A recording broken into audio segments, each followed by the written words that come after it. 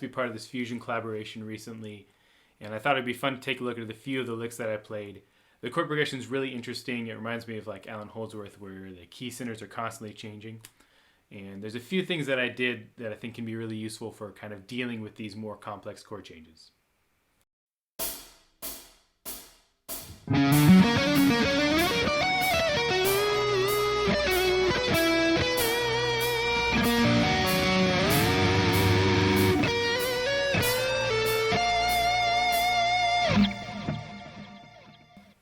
All right, so here's this first section. This is happening over a couple different chords. It's D major 7 sharp 5, then an E7 with a B in the bass, and then to a B minor major 7.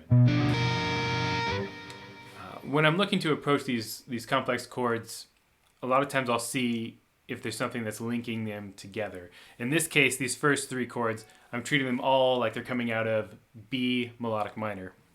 So if I play B melodic minor, starting on the root of each of these chords. Works great over that chord. Over the E7.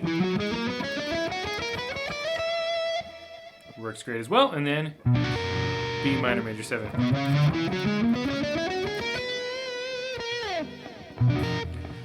So that's my scale choices I'm using. And then along with that, I'm really focusing on chord tones. In fact, out of this first lick, I think almost every single note except for maybe a couple passing notes are right out of the chords themselves. So right off the bat, this is our first run. This happens over that D major 7 sharp 5.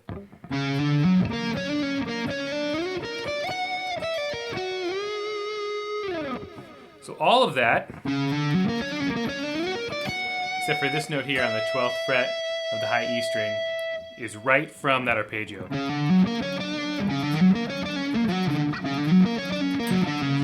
So this is a major 7 with the sharp 5. And sliding up to this position. Now what I'm doing here is something I do fairly often when I'm dealing with melodic minor or minor major 7 chords, or in this case, this major 7 sharp 5, which is similar. I'm doing this augmented triad. And this is happening at the top of this chord. Tuning. At the top of this chord here, we have, or as part of this chord, we have F sharp, A sharp, and D. And that makes an augmented triad. And an augmented triad, augmented chord, is a symmetrical chord. So it can be moved, in this case, up or down a major third, or 4 frets. So that's a really useful shape for playing over these types of chords, like melodic minor sounds or minor major 7 type sounds, which is how I'm kind of envisioning this whole chord, this whole first 3 chords. And later in the solo, I do the same sort of thing too. There's a part where I use these augmented triads as well. So just keep that in mind as I'm moving from this lower section here.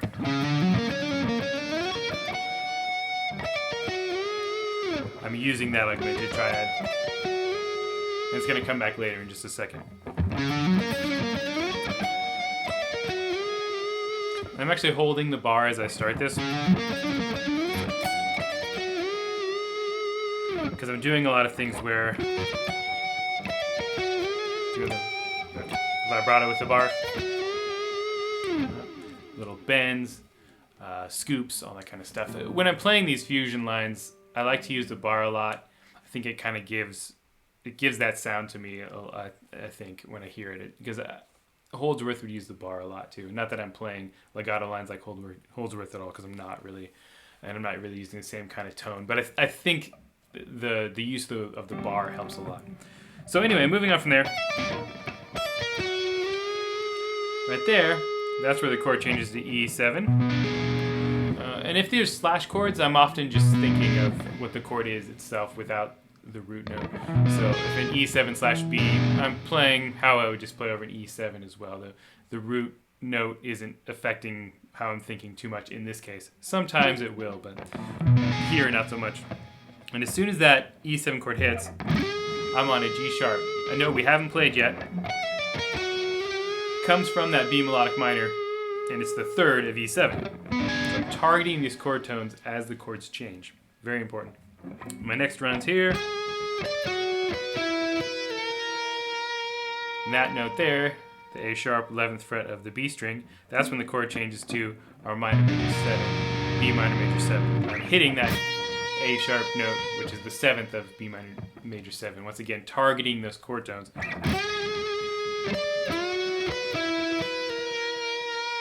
And this run here, over the E, we have the 7th, 9th,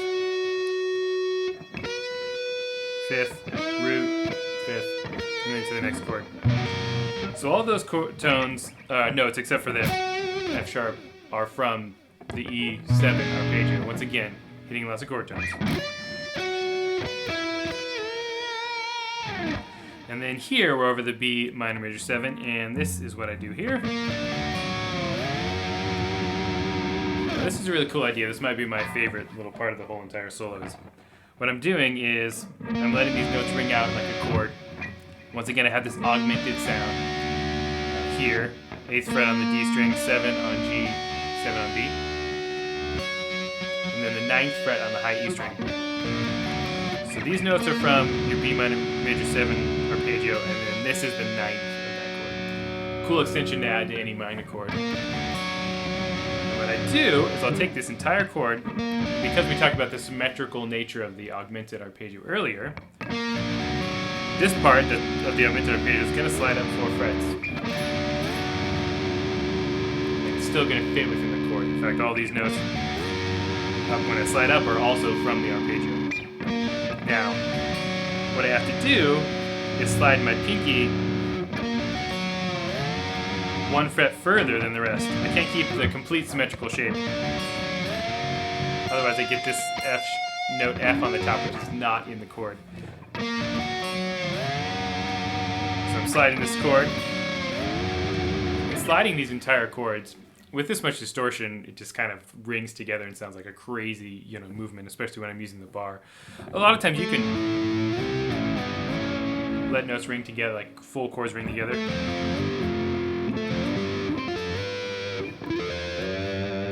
And slide them around. You can get some sort of pedal steel sounds if you have a country tone going. It's a really cool effect, I think, and especially when I use the bar.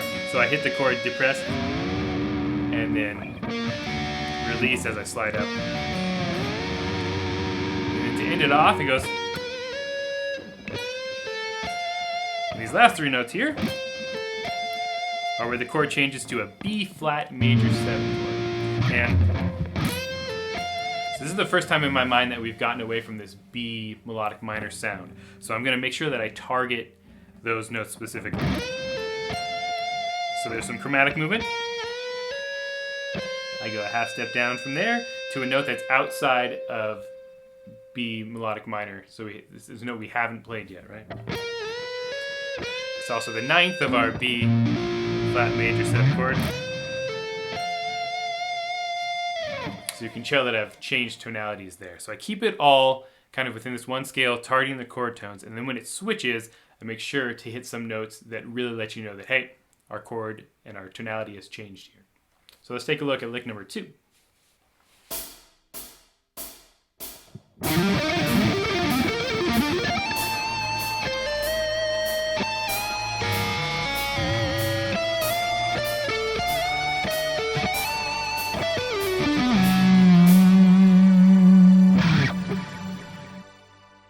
So lick number 2 happens over probably the most complicated chord progression of the solo. And this is a little bit different than the approach I took with the first lick, where I was trying to keep within the same sort of scale sound tonality. Here I'm going to have to switch pretty much with every chord because they're pretty complex.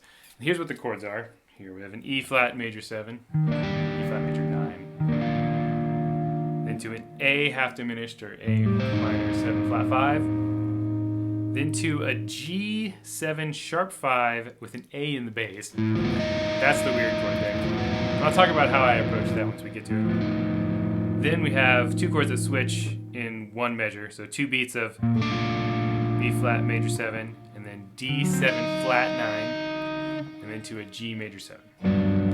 So that's the chord progression we're going to be looking at here that is solo over. So over the E flat, we have our first kind of really flashy lick in the solo. And it's this economy picked, slash sweeping, alternate picked lick here. And what I'm doing is I just take these major 7 shapes and I'll fill in, especially on the higher strings, I'll fill in with some extra scale runs. So that's our basic little fragment that I'm going to use. What I'm doing is sweeping up and then I'm alternate picking on the top string where there's more notes. If I'm just doing it straight like that, it's pick, hammer, down, and then alternate pick, and sweep back up. Really cool sound. You get a little bit of the aggressiveness of the alternate picking, but you also get the smoothness of the sweeping. And it's a combination of arpeggios and scales, which I like to do as well. And then I just take this shape up here, which is kind of using a pentatonic idea. And then up here, and this is all coming from E flat Lydian. That's how I'm approaching this major 7 chord, which is a pretty common way to do it.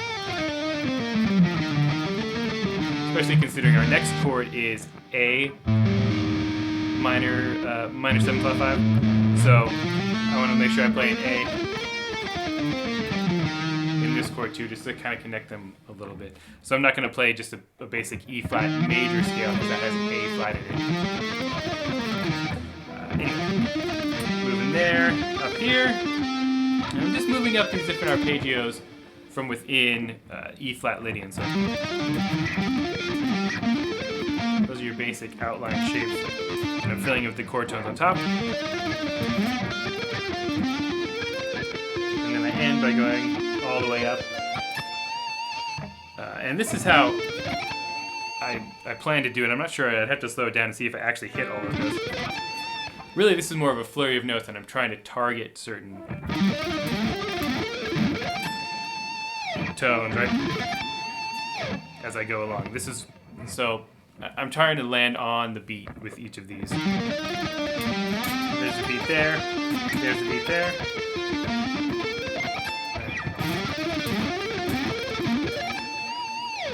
So that's the idea. If you haven't done this kind of stuff before, it takes a little bit of time to get used to the economy picking part of this. But once you do, these licks kind of flow really nicely, and there's lots that you can do with them. So I'd recommend working on that first little fragment I showed you and see how you can expand it yourself. From there, I've landed on A, which that's where the chord change happens. And that's the root of the A minor major 7. A lot of times I don't like to land on the root because it's kind of a boring note. But in this case, because of all the fast notes happening before, I think it works pretty well. What I do is hold that, and then on the B string, I do these notes, which over the A, over this chord is the 3rd, up the scale, and then to the flat 5. And this is the trickiest part here, and this is what I play over this weird G7 sharp 5 with an A in the bass chord. Let's see if I can do it again. So what I do is I just move down chromatically from where I was before on the A to A flat. And that's our flat 9 over a G chord. And I'm just going to think about this G7 sharp 5 chord as a G7 altered chord pretty much. I'm not going to worry so much about the A bass. And when I would play over an altered chord, I would usually use the altered scale. A 7th mode of melodic minor. So in this case, A flat melodic minor. Those are the notes anyway, with G as your root. So I play that chord. How that sound works over that. Even with the A and the bass, which doesn't come from the altered scale, it still works because I'm treating that chord like an altered chord. So what I'm doing is I'm playing the flat 9 of our G 7 sharp 5 chord, and then as I'm letting that ring underneath on the B string, I'll go 11, 12, 14, which is all coming from the altered scale. And let that note still ring. This is a little bit tricky to do. And then once I get up to that 14th fret on the B string with my little finger, then I'll slide my pinky down a half step, and you get this. You should get this dissonance that rings here. Really kind of tricky to do, but it's a cool idea to have notes ring and then have them move later, right? So this note here is above is ringing, and then it moves down after this other stuff has happened kind of in between it. Our next chord, B flat major 7. I'm playing just a D minor arpeggio.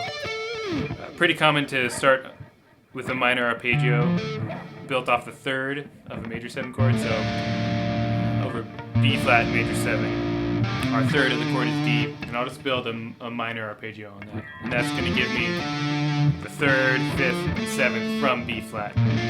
Pretty common, basic chord substitution. So to do over that, and then over the next chord. This is D7 flat 9. Over a flat 9 chord, usually I'm thinking kind of diminished sound. And in this case, a diminished arpeggio. So if you build a diminished arpeggio off of a third of a dominant 7 flat 9 chord, that works. It's kind of the Yingwie approach to playing over that, like the Phrygian dominant kind of sound. And so that's what's happening there. So that's third, flat 9, fifth. And I'm talking in intervals over each of these chords, right?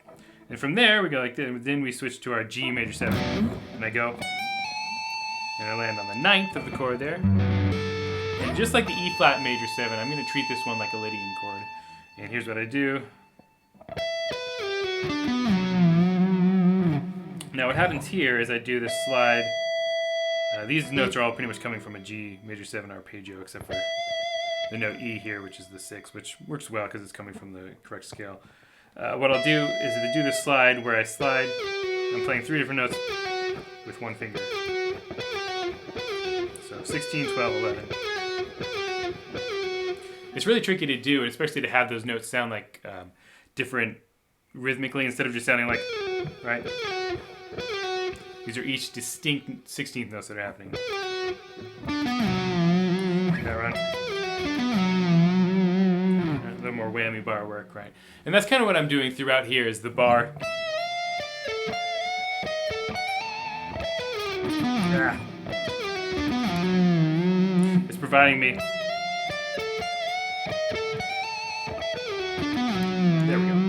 It's giving me all the expressive sort of lead-ins to all these notes as the chords change. It's really helping me highlight where those chord changes are happening.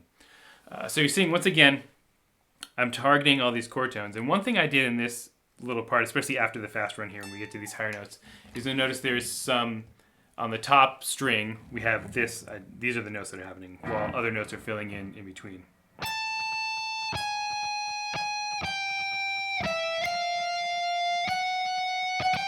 So it's like a chromatic walk down, and then a chromatic walk back up.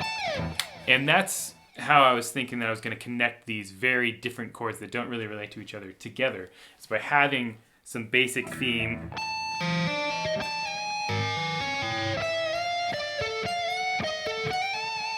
That chromatic movement is similar to what you might use if you had like actual diatonic chord progressions that were leading somewhere, right? The chromatic movement is very strong.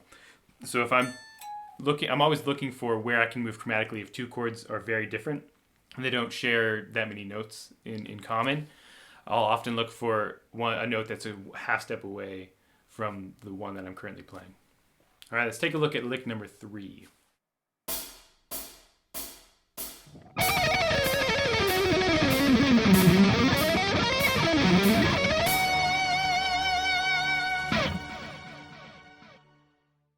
All right, these last two licks are going to look at the same chord in this progression. This is the very last chord in the whole solo, and this is an F sharp 13. And it leads us back to our first chord, the D major 7 sharp 5. Now, at the beginning, I said I was thinking of these first couple chords as being part of B minor, so I'm going to treat this transition like that as well. So this F sharp chord, I'm going to think of that as being a 5 chord back to B minor. And over a 5 chord, there's a number of things you could do. You could use a Mixolydian scale, maybe an altered scale, some other melodic minor modes. What I'm going to do is use a half whole diminished scale, which is a pretty common sound as well to get some outside sounds. And that just means half whole diminished is a symmetrical scale. It's one half step followed by a whole step, and that's how it works. So half step, whole step, half step, whole step, half step, and so on until you get back to the root. So there's 8 notes between the root notes of this scale. And there's a couple ways I like to play this on guitar. First is a 4-note per string pattern where I'll do a pattern that repeats and kind of moves across diagonally. So we start on the 15th fret here. This is the pattern that I use in this lick. 15, 14, 12, 11 on the top string. And then the same shape down a tritone, so starting on the 14th fret of B string. So, and then that pattern is just going to repeat down in octaves. Really good pattern for doing like for shredding. These can work really super well in metal as well, so keep that in mind if you're trying to write some crazy shredding solos. But I just do this whole lick is 32nd note alternate picking. So I'm just going to do a sequence on the way down, and then a bunch of scale runs in the second half. So the sequence looks like this in the first half of this lick. It goes 14, 15, 14, 11, 14, 12, 11, and then 14 on the B string. And that pattern I'm just going to repeat down through the scale.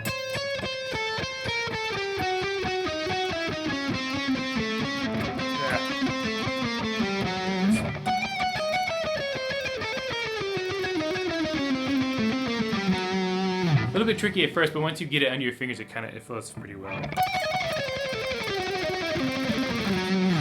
And this is pretty quick. It's 32nd notes at 95 beats per minute, so that's equivalent to 16 notes at 190, which is kind of, pretty standard shred territory. But it's pretty quick for these patterns, which are a little bit weird. The second half of the lick, I do 3 note per string diminished scale, which is another way I like to use the diminished scale. And that looks like this. Starting on the 9th fret of the A string. Now in this shape, 3 note per string shape, I'm going to have to do some shifting as far as positions. Like here, I'm on the 6th fret, back to the 7th fret. Right? So that takes a little bit of work to get that up to speed.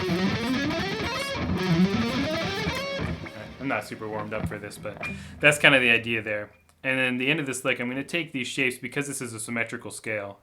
I can use these shapes and move them across the string. So I'm going to have to shift up a fret as I go down just to make sure it stays within the scale. And one thing you can do with the diminished scale is you can move whatever you do up or down a minor third, so 3 frets. So I take this shape and I move it up 3 frets. Finish off the lick. So here's how this whole lick looks.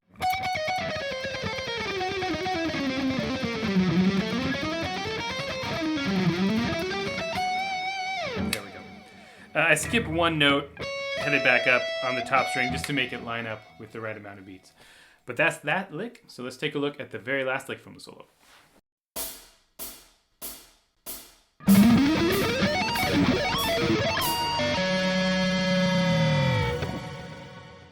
Alright, so the last lick of the solo here also deals with the diminished scale.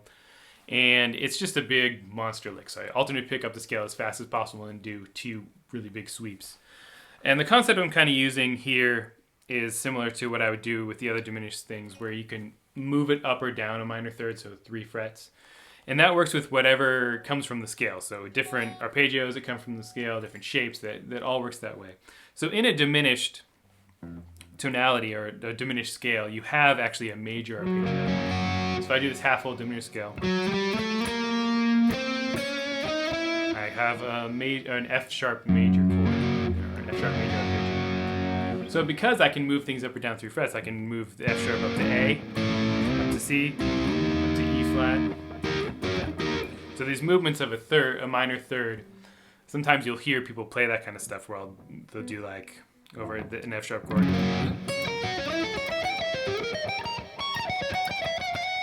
And I just went up a major arpeggio in minor thirds. It kind of gave that diminished outside sound. Similar to how you'd move a diminished arpeggio around. If you're doing the Yingwei kind of thing. So keeping that in mind, when I get to these big sweeps, I'm just going to do a big sweep over an F sharp and then do the exact same shape up 3 frets. And in this case, it works super well. So I start the scale here on actually the flat 9 over F sharp, so on G, 15th fret of the low E string. And I just go straight up the scale, and this is the shape. 15, 17, 18, 15, 16, 18. And then I shift down 1 fret. 14, 16, 17, 14, 15, 17, 14, 16, 17, 14, 15, 17. So this shape I have in the first 2 strings, that repeats here, same shape, and then again. And I'm just going straight up. And really, I'm just playing that as fast as I possibly can and trying to land on the 18th fret of the high E string on beat 3. So it'd be like 1, 2, 3, 4, blue dot, and try to land right on beat 3.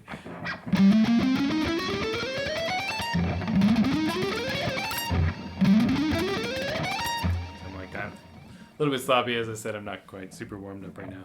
And as soon as I get to that part, I'm just going to do an F sharp major arpeggio. Shift up, slide up 3 frets.